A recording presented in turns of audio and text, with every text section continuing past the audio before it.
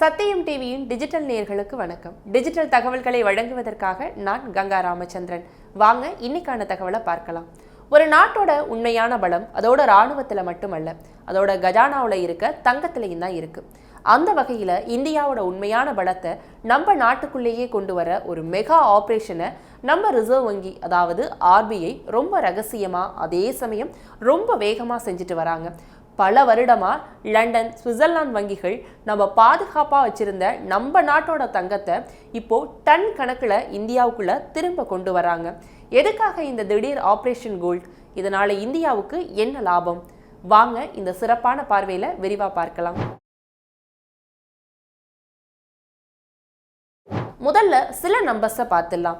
March 2023 இருந்து இப்போ வரைக்கும் நம்ம ரிசர்வ் வங்கி மொத்தம் 274 டன் தங்கத்தை இந்தியாவுக்குள்ள பத்திரமா கொண்டு வந்து சேர்த்திருக்கு.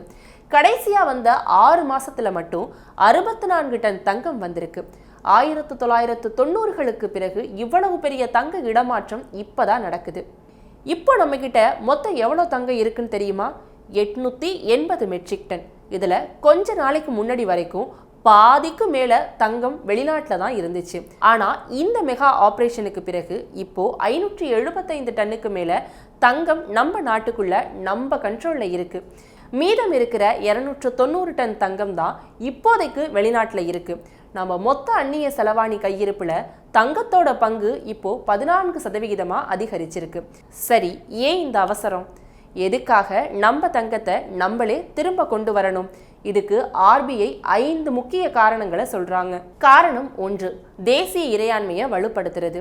நம்ம சொத்து நம்ம கண்ட்ரோல்ல இருந்தாதான் அதுக்கு உண்மையான மதிப்பு. நம்ம தங்கத்தை வெளிநாட்டில் வச்சிருந்தா நம்ம அவங்கள நம்பி தான் இருக்கணும். ஆனா இப்போ நம்ம நாட்டுக்குள்ளேயே கொண்டு வர்றதுனால நம்ம தங்கத்தின் மீதான முழுமையான கட்டுப்பாடு நம்ம கைக்கு வருது.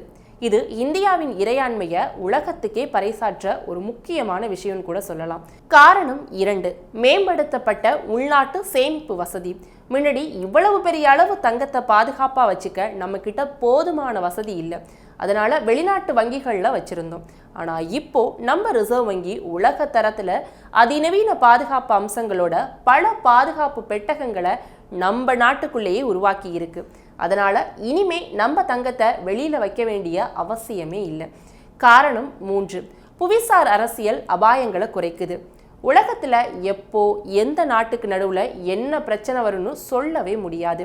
ஒருவேளை நம்ம தங்கத்தை வச்சிருக்க நாட்டுக்கும் நமக்கு ஏதாவது பிரச்சனை வந்தா, இல்ல அவங்க மேல ஏதாவது பொருளாதார தடைகள் விதிக்கப்பட்டா நம்ம தங்கத்தை நம்ம திரும்ப வாங்குறது ரொம்பவே கஷ்டமாகிடும்.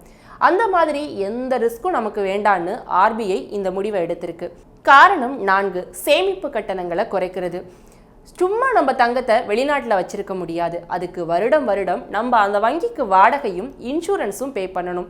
இது பல கோடி ரூபாய் செலவு பிடிக்கிற ஒரு முக்கியமான விஷயம். இப்போ தங்கத்தை நம்ம கண்ட்ரோல்ல கொண்டு வர்றதுனால இந்த பெரிய செலவு இனிமே மிச்சமாகும் கூட சொல்லலாம். காரணம் 5, ஒரு சிறந்த முதலீட்டு உத்தி. பணவீக்கம் அதிகமாகும் பொழுது இல்ல டாலரோட மதிப்பு குறையும் பொழுது தங்கத்தோட மதிப்பு ஏறும். அதனால நம்ம அந்நிய செலவாணி கையிருப்புல தங்கத்தோட பங்கை அதிகப்படுத்துறது நம்ம பொருளாதாரத்துக்கு ஒரு கூடுதல் பாதுகாப்பையும் கொடுக்குது. இந்த மெகா ஆபரேஷன் ஒரு ஹாலிவுட் த்ரில்லர் படத்துக்கு சற்றும் குறைந்ததல்ல. ரொம்பவே ரகசியமா பக்கா பிளானோட அதி உயர் இராணுவ பாதுகாப்போட சிறப்பு விமானங்கள் மூலமா இந்த தங்கம் இந்தியாவுக்கு கொண்டு வரப்படுது. ஆக ரிசர்வ் வங்கியோட இந்த ஆபரேஷன் கோல்டுங்கிறது வெறும் தங்கத்தை இடமாற்றம் செய்யற ஒரு நிகழ்வு இல்லை. இது மாறி வரும் உலக சூழல்ல இந்தியாவோட பொருளாதாரத்தை பாதுகாக்கவும் நம்ம நாட்டோட இறையாண்மையை நிலைநிறுத்தவும் எடுக்கப்பட்ட ஒரு முக்கியமான புத்திசாலித்தனமான ராஜதந்திர நடவடிக்கை. இது நம்ம பொருளாதாரத்திற்கு ஒரு வலுவான பாதுகாப்பு வலையை உருவாக்குது. அவசர காலங்களில் இந்த தங்கத்தை வச்சு நம்ம நாட்டோட நிதி தேவைகளை சமாளிக்க முடியும். சுருக்கமாக சொல்லணும்னா இனிமே நம்ம சொத்து நம்ம கையில், நம்ம பலம் நம்ம கண்ட்ரோல்னு கூட சொல்லலாம்.